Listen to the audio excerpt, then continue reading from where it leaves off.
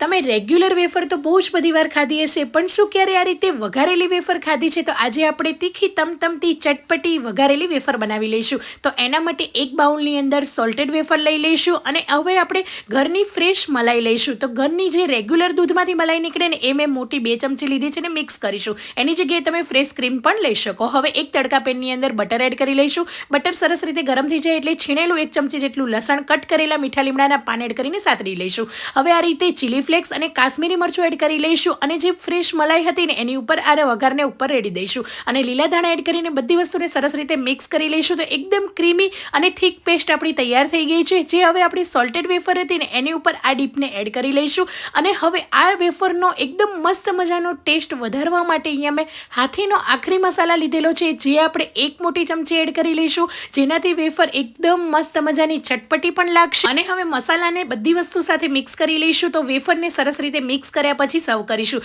તો આવી ચટપટી બાળકોને પણ ખાવાની ખૂબ જ મજા આવશે. જરૂરથી તમે પણ ટ્રાય કરજો. 101% મારી ગેરંટી છે, એટલી મસ્ત મજાની લાગશે. મારી તો આ વેફર પર્સનલી ફેવરેટ છે, તો તમે પણ ટ્રાય કરજો. અને હા, હાથીના તમામ મસાલા તમે વેબસાઇટ પરથી પરચેસ કરી શકો છો. Thank you.